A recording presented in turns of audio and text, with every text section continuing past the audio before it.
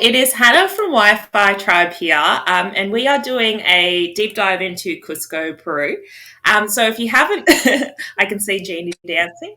If you haven't joined a deep dive before, it's essentially where we bring some tribers and our chapter hosts together, and we really go into a city or a country and try to share what the experience is like, some stories from chapters we've been through, but just to give everyone an idea if you're thinking of heading over, kind of what to expect, and you can make a decision about, I guess, whether it's the right spot for you. So on the call, I have two beautiful ladies. I've got our Peru ambassador, Andrea, and also Jeannie, one of our chapter hosts. Maybe Jeannie, do you want to introduce yourself quickly for anyone who hasn't met you before or hasn't done a chapter with you yet? Absolutely. I'm Jeannie from Argentina, chapter host with Wi-Fi Tribe. I've been with the tribe for about 3 years. Before that, I used to be a flight attendant. So, my nomad experience has been like one of the first, I think, careers that was getting you traveling. So, I have the travel bug in me. Right now, I'm living in Bariloche, found my place on earth. And I was the chapter host for Cusco. Amazing. We're so happy to have you. And Jeannie has a lovely view, by the way. I've just got wall and Jeannie's got green and lake. And over to our Peru ambassador. Hi everyone, my name is Andrea and I'm the ambassador for Peru. I'm kind of based in Lima, which is the capital, but Cusco is one of my favorite places in Peru. I've been with the tribe for a year now. I've only done like a couple chapters, but I also was able to share with some of the people that were in the Lima chapter, and then they also did like a Cusco post chapter week where they did like the basic like touristy places, the Inca Trail. So yeah, I love like talking about Cusco because there's like a lot to do and it's like a great place for nomads because it's very friendly. And you're in Edinburgh at the moment. I'm currently outside of the city. I'm like in the Highlands in a town called Ballard, which is like 3 hours north of Edinburgh. But yeah, I just finished the Edinburgh chapter in July, and I'm here with a couple of people from the tribe. It's like a group of 6 of us. Yeah, it's been very nice. Well, that's the thing with digital nomads. You always have to check where people are. I think I'm Australian and I'm actually in Australia at the moment, but I'm heading to Bali soon. So, but yeah, let's jump into Cusco. So maybe I'll start with you, Andrea. If you just want to tell us, I guess, what you love about Cusco or even Peru, maybe for people who haven't been there before, what do you think kind of draws it in? I'm sure you love it. It's your kind of hometown as well, but just tell us a little bit about it. Well, I haven't been able to explore all of Peru because we have like 3 different regions. We have the coast, then we have the mountains, and then and then we have the Amazon. So every region is very different. Well, the capital city of Peru is the coast, so that's where I think more than 50% of people live. It's a very busy, a bit hectic city, and it's very multicultural. People love it because they have like very good food. Like it's one of the main culinary destinations in South America.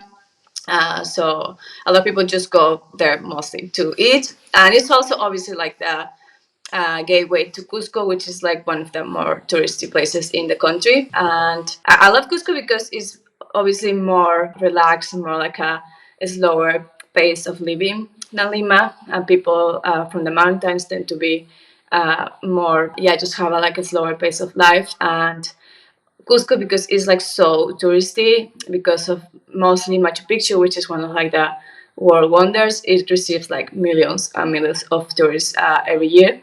So the city, like that city center, can feel you're gonna find mostly like tourists. You're not gonna find a lot of locals, which in some sense can be a benefit because everybody's gonna speak English. You're gonna be able to get around super easily. Because tourism is one of the main income sources for the city. Everybody's like super happy to have people coming, and everybody's super attentive and welcoming. Yeah, and I love that you can find different type of activities. There's like you can do things in the city. There's a lot of like restaurants and coffee places and museums to explore, and then you also have like the outdoor part of it. You can do like lots of trails, lots of ruins, lots of like multi-day hikes, including Machu Picchu and other like similar trails like the Inca Trail, the Salcantay Trail. Yeah, having actually done the Inca Trail is like a bit of a hard hike because it's like a 4 day hike or 5 day hike, and it goes up to like 40,000 meters, 4,000 meters altitude. I don't know how much that's in feet, but it's a like pretty high elevation. So whenever I go to Cusco, it usually takes me like a couple of days to get acclimated, and then I can barely like walk in the city. So it's you need to like prepare, and if you're thinking of going, then I definitely recommend people to spend some time training and spend some time like in the Second Valley, which is like between Cusco and Machu Picchu. Is like a yeah, because it's a valley, it's like halfway of the altitude, so it's a good place to yeah, get used to the altitude. That's some very good tips there, because I have heard just the preparation for that hike can be a bit tough. But hopefully we can come back to Machu Picchu a little later in the call as well. But thank you a lot for pointing out, I guess, that it is a city. There are tourists there, so I guess one of the reasons we want to do this call is to like share the reality of what it's like and what you can expect there. So maybe if you're in the like, it sounds like Peru's got like a lot of different areas. So maybe if you're not in the mood for big city or something like that, there's other places you can go. But if you want to explore that, this could be good for you. But what about you, Jeannie? Tell us. So you hosted the chapter. Tell us what made it special for you. Wow. Well, like, yeah, touching on what was said already, like it's a friendly city. And like think about cute, like it's this cobblestone everywhere, and every corner is kind of like you fall in love with it. What made Cusco special for me was first of all like our home there. We're all gonna be together in the same house, and it's not just one other, it's not just a home, also the family in that city, they have hosted already, they have hosted us for two chapters, and they are the cutest family, and they are really really helpful, Lilita and Manuel. So it's like, think about when you get there, like it feels like home. And we were, yeah, what made it special was, I think, of course, the setting of Machu Picchu and Cusco. It's so magical. Like I feel that what I've witnessed with myself as well, because it was my first time going to Peru and to Cusco, was that none of us were expecting how that city and that experience was gonna touch us in, like, I don't know, it was a really changing experience. Well, our group, like, we became friends, I think, from like the first week.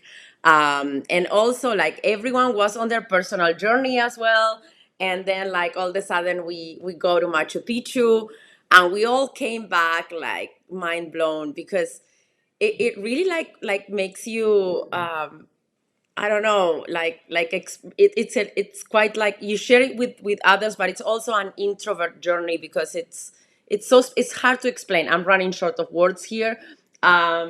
But definitely, like, I feel that what made it special was the setting, and the bonding that setting allowed between members on that chapter. That was really special. That is so interesting, Jeannie, because I guess part of me in my head was also like, it is a city, but then it sounds like there's this, oh, no, I don't know if the word spiritual side or this kind of like space to kind of introspect and go. I'd love to talk about that side. Well, do you mind sharing, I guess, what Yeah. your experience was there? I guess it sounded like you obviously bond, you did some growing. That's so interesting. Yes, absolutely. So basically, it was all very natural. Like I think I don't know. To me, actually, as a host, like when I start seeing the group like getting like this own personality that is like the community personality. So like we like I think from the first week we had like our inner jokes, we had our chapter song, which was by Green Day for some reason. Um, we had our favorite spot to gather, and also like we wanted to do everything together. Like you all know about Tribal Tuesday, so I think one of the first Tribal Tuesdays was like, you guys all feel like family, so I want to celebrate Christmas with you. So why not? So we celebrated Christmas in July, and that was so beautiful. Like as yeah, like also someone else like on a different chapter, on a different Tribal Tuesday proposed. So we also celebrated another Tribal Tuesday. We made a Harry Potter Olympics, and we all drew we all drew the schools of Harry Potter from a hat. So basically, we split it into teams, and this was Morgan and Rachel. They just like created the most fun Olympics. Like we were running around with like holding eggs on a spoon, and it was so much fun. And yeah, for me as well, I'm not sure if, well, because the Machu Picchu part is like a whole different like topic, I guess. But we, yeah, that was like I think what really bonded all of us and made it like this amazing experience as well. Oh, that's amazing. Okay, we'll definitely make sure we cover Machu Picchu, but Mm-hmm. so interesting with the tribe, I guess. We can be in an incredible city and there's so many adventures, but sometimes it's just the tribe moments that are the special ones and that Oh, like that's incredible. It sounds like you became a little family. I need to also find these Harry Potter photos and share them in this video. yes, I'll make sure I yes. get them. Yeah. Well, maybe we can we'll cover Machu Picchu a little bit later. But do you want to talk through, I guess, some of the adventures, the activities, some of the must dos in Cusco? Maybe if we start with our ambassador. Yeah. There's a lot to do in Cusco. Like I guess the main ones, as we've been referenced, would be like Machu Picchu. We can maybe talk about that a bit later because it's like a full separate one. But then there's also uh, like a circuit that you can do, which is called yeah, like the it's just like a lot of like ruins that are around the city, which can take like yeah just a couple hours to see like in the same day. There's a big like important ruin that's called Sacsayhuaman that's inside the city, and it's just very yeah impactful to see like these huge like old ruins that we don't know still how they were made because like they had like the way they're just like this huge like I don't even know how they weigh, but there's probably not enough amount of men that can move this rock without any tools, and we don't know how they did it, and they don't have any like glue between the rocks, so they are just carved in a way that they all fit perfectly with each other. So we have no idea how they did this. Um, and this was like a place also where some battles happened. That I don't remember the exact translation of the word Sacsayhuaman. But I know it has to do with like some battles that happened in that field. Also, depending on the time that you go, there's different festivities like carnivals. And if you have ever been in Cusco or whenever you go to Cusco, there's always going to be some celebration. There's always going to be fireworks. Like no matter what day you go, you're always going to feel fireworks in the evening, at night. So there's always like a town or like a saint because it's like a religious places. So there's always going to be like a little celebration going on. Then there's like another big ruin called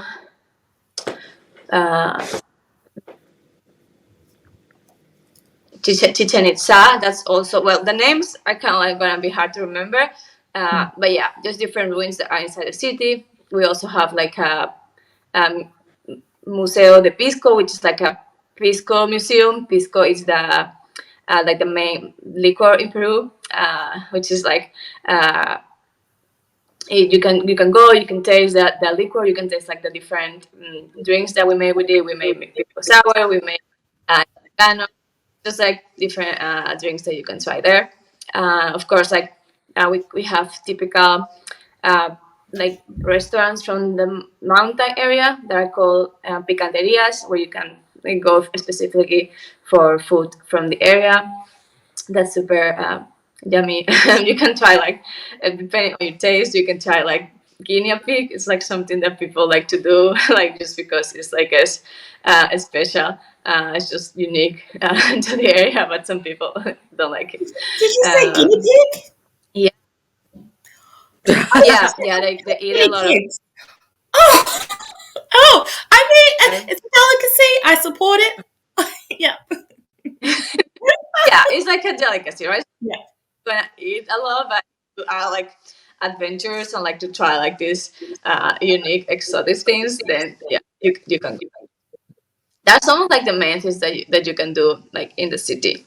But I don't know what else did you do during the chapter when you were there. We started off with actually Machu Picchu because we did a little bit of research, and the actually Cusco is at a higher level, because here it's a one thing to know is that we are going to be above sea level, and the first couple days people can experience a tiny bit of like adjustment to that altitude.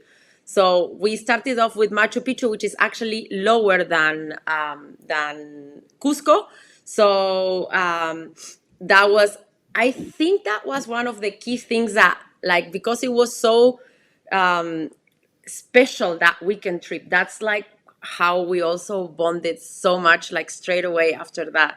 Um, then we did, well, we did many things. Rainbow Mountain was one of the last weekend trips that we did. Like, it's basically like a mountain that has like seven colors, and like you hike it up, and then it's just beautiful. And then like day-to-day things were also a thing, like we had our favorite cafes.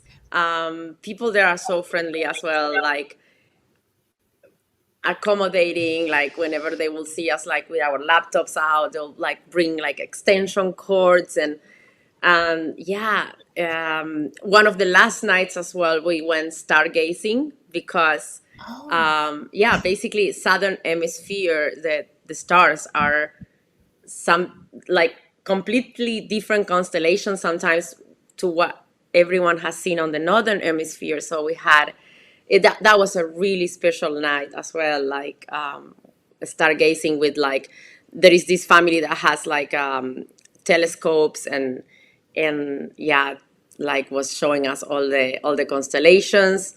um and basically, yeah, like you go for a run, and then you end up running into like some ruins that have been there, and like it's just like mind blowing, literally. Well, I guess like yeah, because I'm from Australia, so I remember like when I first even went to Europe, just having buildings that were a few hundred years old was like I was like, oh my god, this is amazing.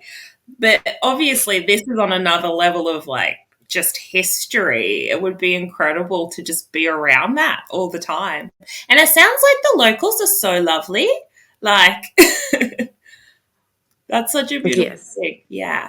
And I was going to ask that the hike, I didn't know you could hike up those colorful mountains. Was it a hard hike? that one was a little bit, it was, I will say, harder a bit than Machu Picchu because of the altitude. So we had to like really like help each other out, like staying positive. Also, like of course there are local guides that are helping you.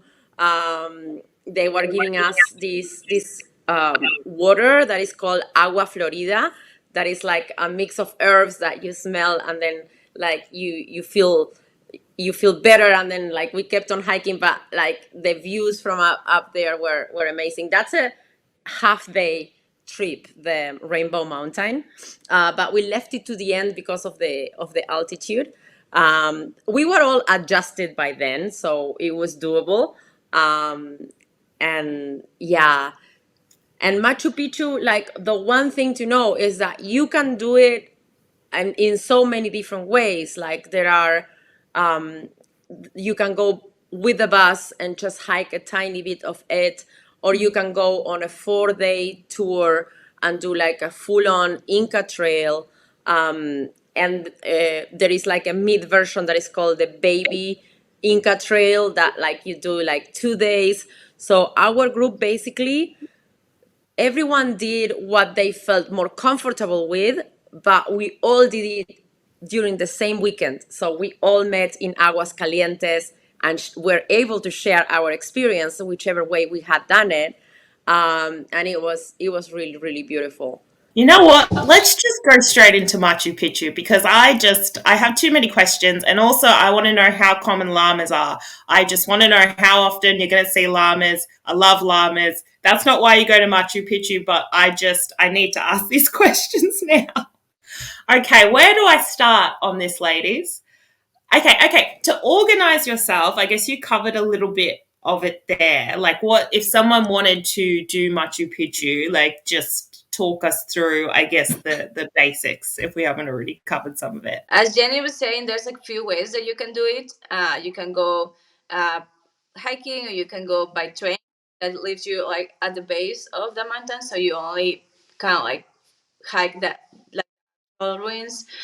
So there's lots of ways to do it. I guess the first thing that you will need to think is like when you're gonna go, because you need to buy your passes in advance, right? Because passes do sell out, and that's like the only thing that that you're not going to be able to find a replacement.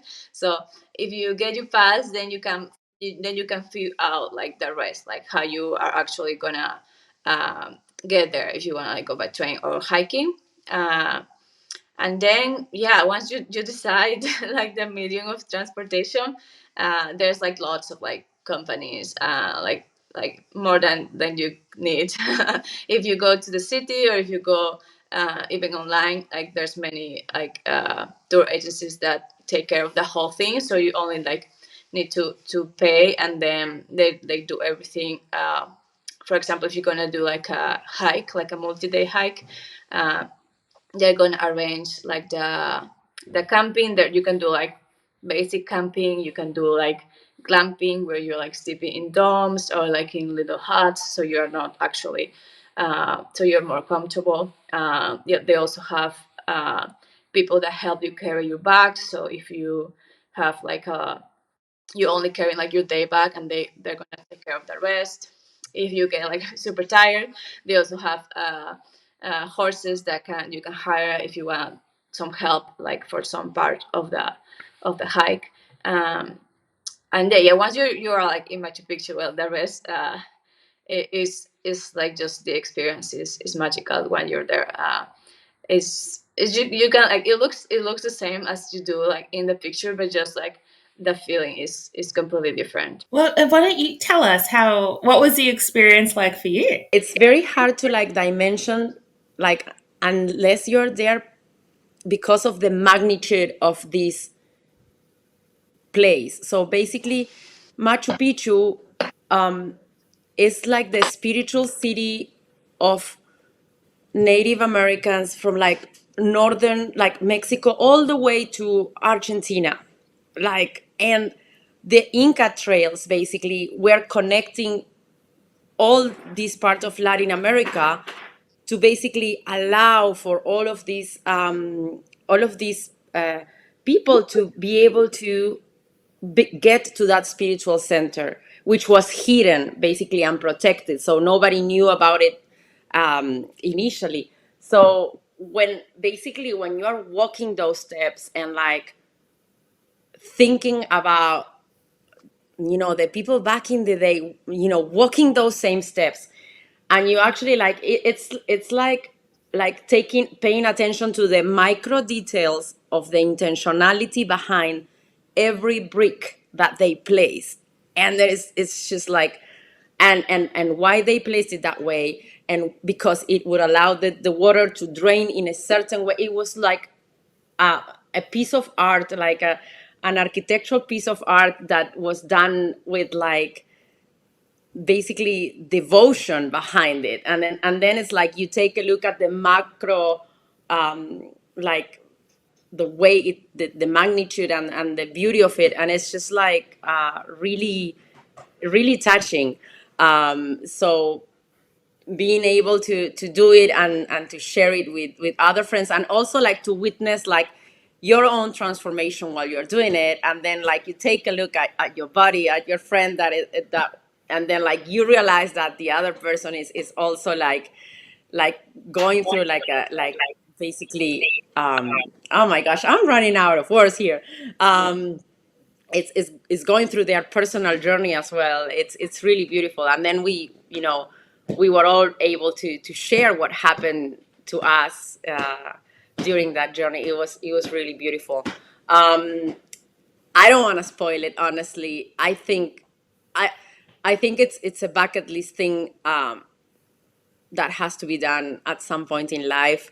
If I could give one piece of advice to travelers going there, the minute that the chapter gets in touch, on Slack channels, think about booking the entry tickets and booking the train tickets. So those two things, then you can build around it. But just getting those two things so that the group can ensure to get in the site on a certain day. And it sounds like if they ideally go early in the chapter so they can have that bonding. But Yes. I so desperately, I need to do this now. After hearing what you said, I didn't expect that. Like, to be honest, I've heard about it more as it's just a touristy destination. I knew it was important. I didn't realize, sometimes there's places where tourists go and you don't really have that experience. It's like it's been stripped from the place because so many people have gone there.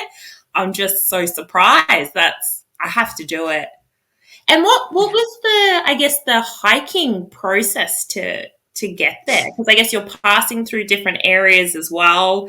Is it? Mm-hmm. It sounds like it's a relatively tough hike, but the colorful mountains sound tougher. How was that? So I was on the Baby Inca Trail tour. So we hiked one day, and then we already made it to Machu Picchu. I think it was not. It's like we were going through the trails, and they're really well done. So like basically you need to watch your step and like follow the trail. And the last bit was like, okay, we had to like hike a little bit harder, but it was just a tiny bit. And then it was like the minute we hiked that last bit, like to enter through Sun Gate, it's called, it was like we were speechless, all of us. So there was no room for complaining, because like we got to see what was after, and it made it all worth it. And from what I heard from the people that did the 4 day one, it was amazing. It was a different journey because, like as Andrea was saying, like you go with staff, local staff that are they're preparing the meals for you. They're really taking care of you. But like I think you get to like experience it like slowly, and build your way up to like the moment in which you get to the site. But hike wise, I think it's a bit more mental than the effort itself, because it's very taking care of the path. And with it acclimatizing, you said, because I guess you did Cusco. Oh no, you did Machu Picchu first, so then like it was easier in Cusco. Like, Mm-hmm. would you mind just explaining, I guess, yeah, either of you, that acclimatizing period a bit more, or how that works? So Cusco, like people will be landing in Cusco. That's where our home is, and it's actually higher than Machu Picchu. So by staying a week in Cusco, people are already more able to actually do Machu Picchu because it's lower. Okay. And the acclimatizing period, I leave it for you, Andrea. Like there are a lot of things Yeah, that, I mean yeah. exact numbers, but I think Cusco is around 4,000 meters high, and like Machu Picchu is around 3,000 meters. So definitely a difference, and it's gonna, if you stay a few days in the city, it's gonna allow you to have some time just by being there. Well, what I recommend everybody when they go is to take it slow the first few days. Just when you get there, as soon as you get there, if you can take a nap or at least just chill for a little bit. Don't also go too crazy on the foods the first day, because digestion is lower on the altitude. So definitely try to just eat like something very light. Drink a lot of mate de coca. Like, that's gonna be available everywhere you go, which is gonna help you like with acclimatation. And we sometimes you can also like get some coca leaves. That's the way that the Incas used to do them. They used to do it like every time that they were walking or like going from in the trails. They were always like chewing coca leaves, and that helps climate. And yeah, just take it super slow the first day, and then see how your body responds. Just like go for a little walk, see how you feel. For me specifically, it takes me a few days to be able to walk without getting short of breath. My family's from Cusco. I don't know why I'm like so bad at it, but yeah, Cusco is also very hilly. So just by walking around the city, you're gonna be able to get some yeah, just a little training, right? Because the main square is like yeah, let's say like on the base of the city, and then if you go to any other areas, you're gonna have to be like going up and down, and that's gonna help you like get a little training. There's also like lots of we have like special pills for altitude sickness. So uh, make sure to have some with you in case you're feeling a bit sick. Some people do feel a bit sick just by being there without doing anything crazy. So yeah, just take it slow. That's my my main advice the first few days, so you can have like a better experience.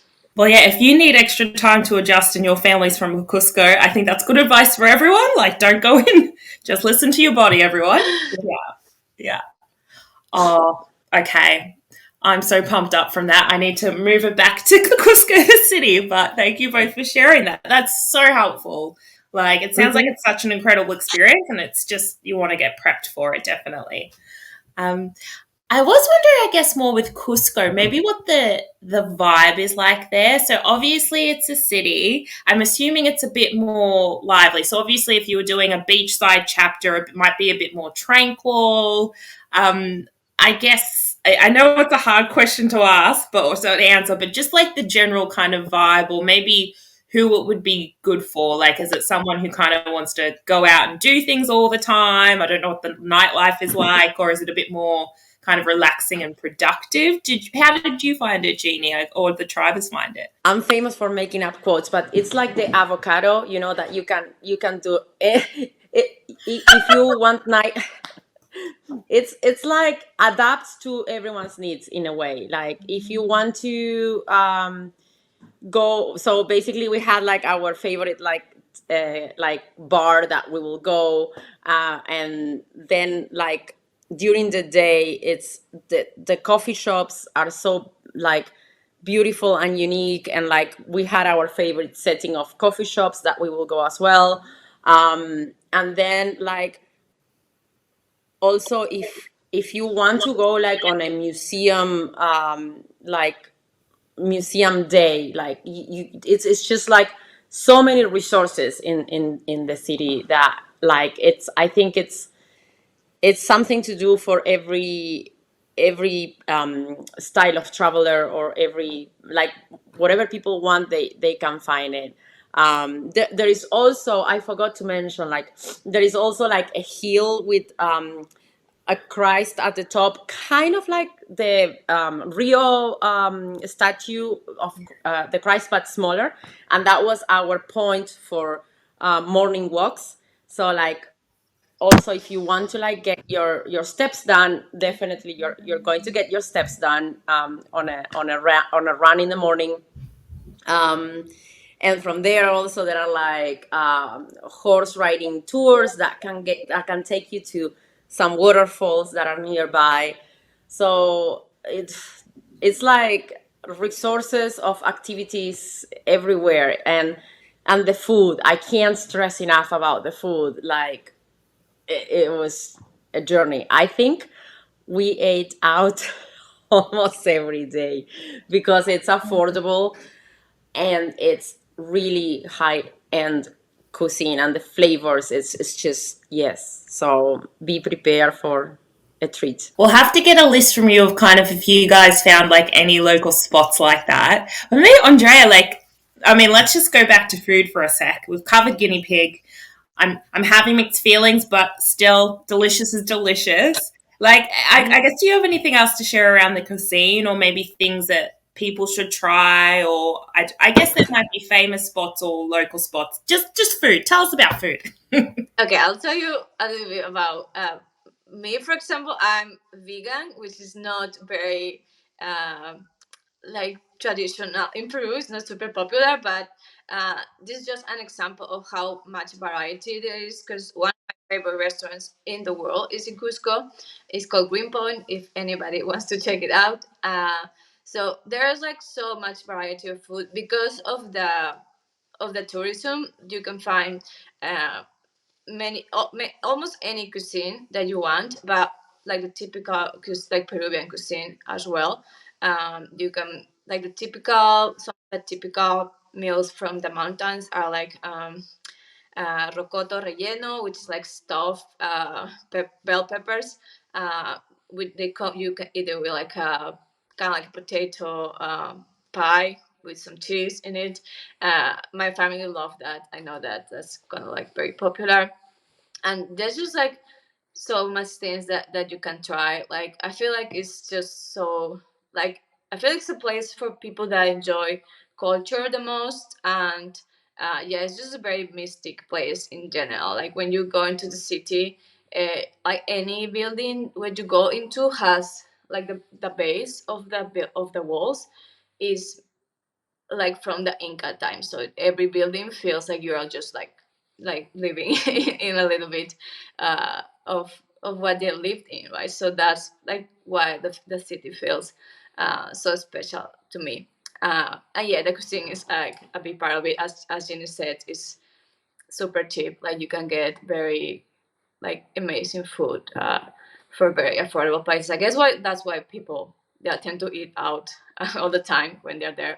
When I go there, I also yeah, I don't cook because it's just like very affordable. And yeah, also the people are very the service is really great because it's made for tourists, right? So yeah, I definitely think it has a little bit for everyone, but mostly if you are interested in culture, in history, and also like the outdoors for sure. Okay, so it's a foodie spot too. Oh, I want to go so much now. I have to edit this part out of me like saying that, but still. Oh.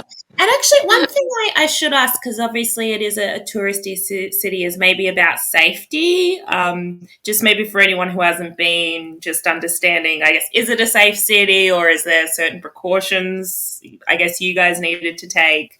Any thoughts on that? It's a safe city. Like, we are 2 blocks away from the main square, and like, it's during the day it's full of tourists, and very very friendly to navigate.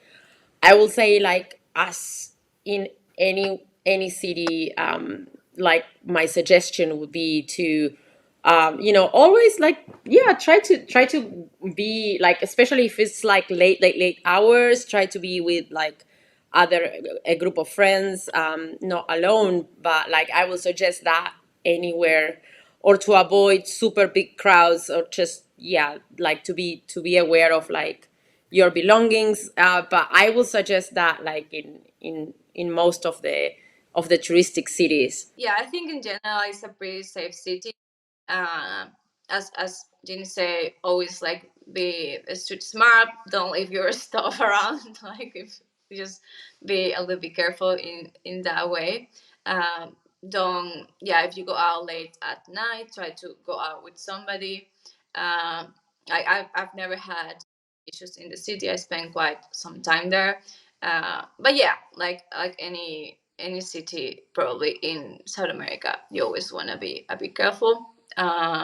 Always like there's always gonna be like people trying to sell you stuff on the street. Like try to avoid them because they're probably like not like want to sell you something very legitimate. It's probably trying to like make some quick money from you.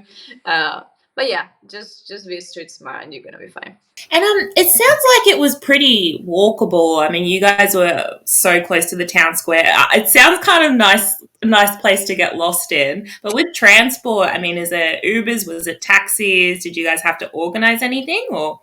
Uber works fine, and also like you can flag a taxi in the street, and to go to and from the airport. I believe on the chapter that I was, the landlord had suggested a few drivers, and he had the schedule of the people, so he took that part. But yeah, very very friendly to navigate the city. And I know we're almost at time, ladies, and I don't want to keep you too much longer afterwards. But I was going to say, I guess, is there anything else maybe you think would be helpful to share with the tribe or to let them know? Any tips like that before we wrap up? Make sure to tackle the weekend trip to go to Machu Picchu, like to start talking about that, and acting like getting those entry tickets, getting those train tickets even before the chapter starts. Um, that could be very very helpful, and then people can build around it and decide which way they want to do it, and basically to yeah, to own the experience and to make the most out of it, like to get some tattoos. Make my group got tattoos like after Machu Picchu. um yeah, to be ready to be surprised. I think like it's quite beautiful, that place, and very very special. And we didn't get a chance to really talk about the home we'll be in, but it sounds like from what you say, it's very good for a communal like bonding together. So yeah, we'll share some photos Yes. and stuff from that, which is amazing. Yeah. Did you have anything to mention, Andrea, before we jump off? I think that Jenny's advice is really good. If you do Machu Picchu on the first weekend, then definitely don't miss out on the other ruins and other like places where you can go, because a lot of people tend to only focus on Machu Picchu. So if you get that done the first weekend, then you're going to have a lot of time to explore the other areas. There's a lot more to do. Something I would recommend to anybody that goes to Cusco or to Peru or to any chapter is to, like, if you have the possibility, just like leave the week after available, so you can maybe like jump on any other like cities surrounding. There's Arequipa, which is like very different, but it's also like a really like nice place. There's Puno, which is like super nice. Also Lima can be like a great post chapter trip that you can do like for like a full Peruvian experience. Yeah, I know the people from the Lima chapter, I think, they actually ended up doing Machu Picchu afterwards. And, like, yeah, Claudia took them on like a 5-day hike. So I think there was 8 of them, but the photos are amazing. So, uh, but I just want to say thank you both for joining us for the deep dive. I haven't been to Cusco before, but I actually feel like that gave me a really good idea of just the vibe, and Machu Picchu. I have to do it now after hearing that. Like, it's a must do. So it's okay. I'll move it up on the bucket list. I think everyone else should as well if you haven't already, or do it again. But thanks so much, ladies. It was so nice to meet you both kind of officially on this call. So Yeah. yes, yeah. Thank you, Hannah. Very nice to meet you both as well. Thank you, Andrea. Yeah. Thank you. Thank you.